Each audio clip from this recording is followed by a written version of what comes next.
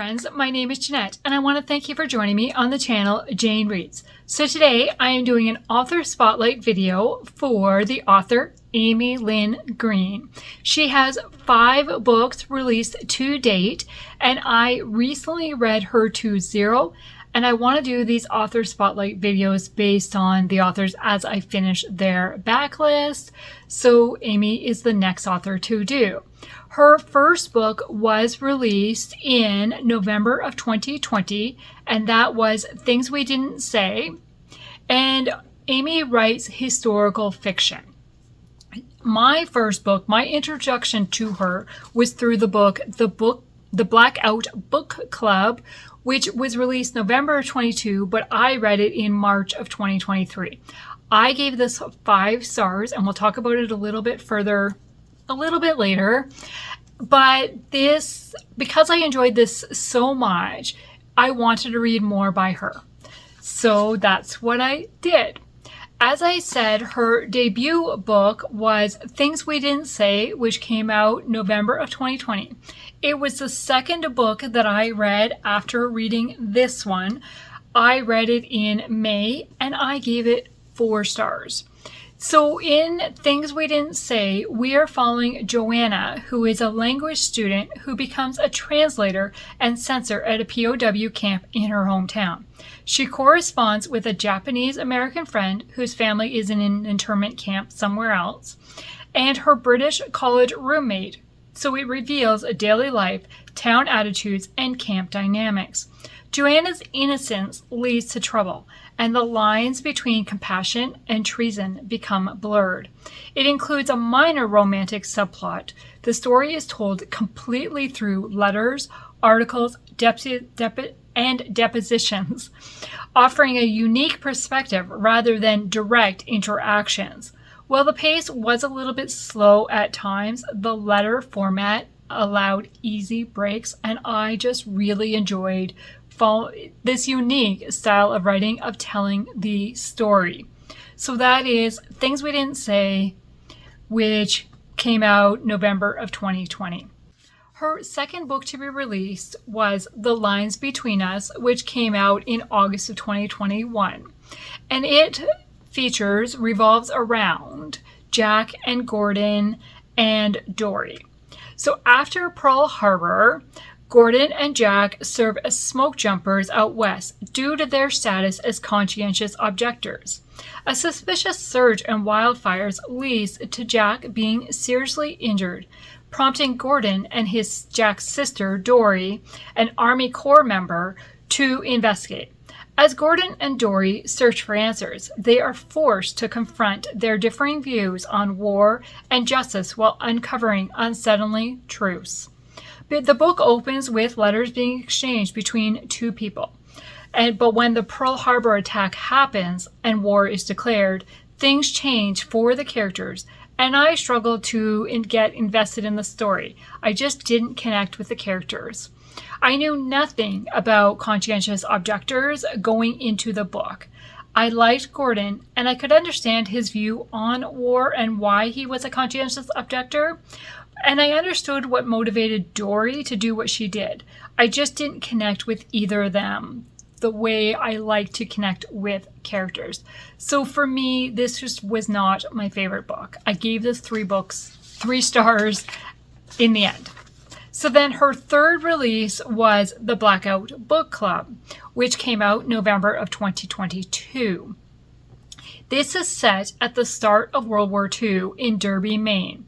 It follows 4 main female characters and switches between their points of view. While romance isn't central, there is a small subplot.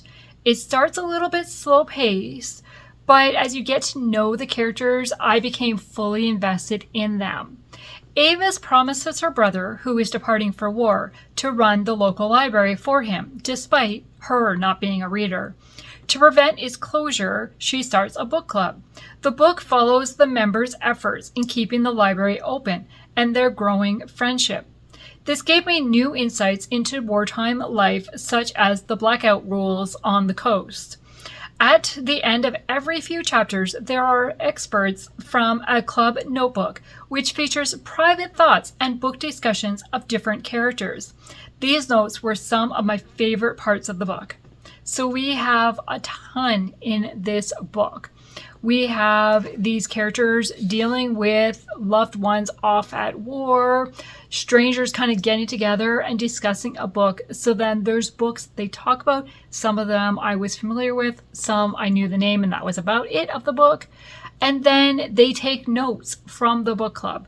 But the note taking is done by different members at each meeting. So then they're inserting their own private comments into the notes as well, and it was just very entertaining. I gave this book 5 stars. I just absolutely loved it. Then her 4th book was the Foxhole Victory Tour. This released January of 2024, and I read it just earlier this year. Catherine, a violinist, and Maggie, a trumpeter, joins 3 others to form a USO group visiting troops stationed in Africa. As their tour moves towards combat in Tanzania, I don't know how to say that, rivalry and danger escalate, risking both their careers and lives. We follow their journey of this adventure as they experience personal growth and determine their future plans.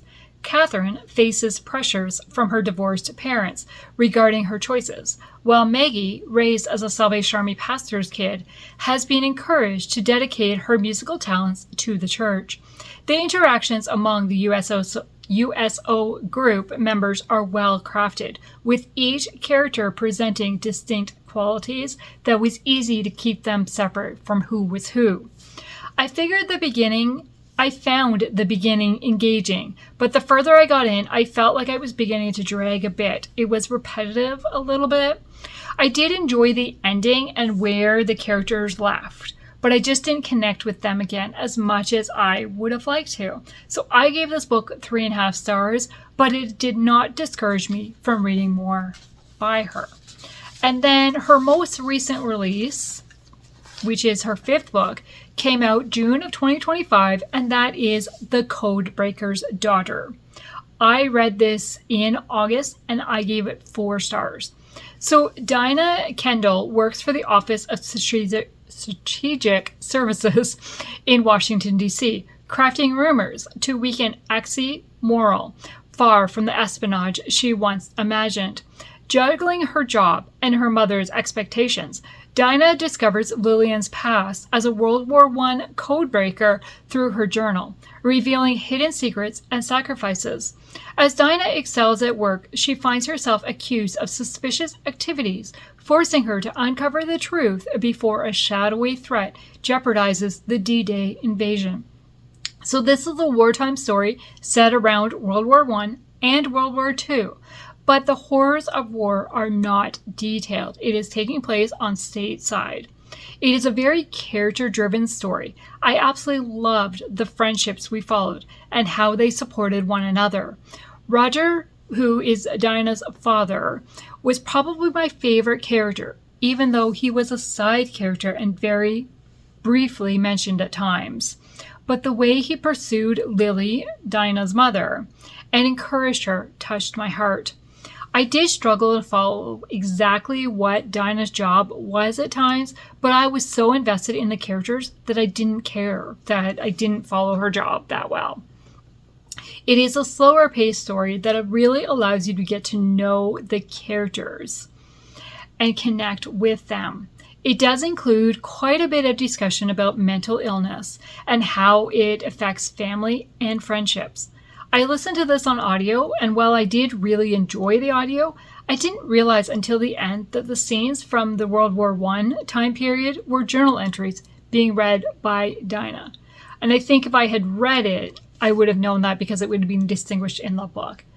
But either way, that did not take away from my enjoyment of the book, because it just felt like we were going back in time and reading rather than Dinah reading the journal. So I gave this 4 stars. This is probably my second favorite book.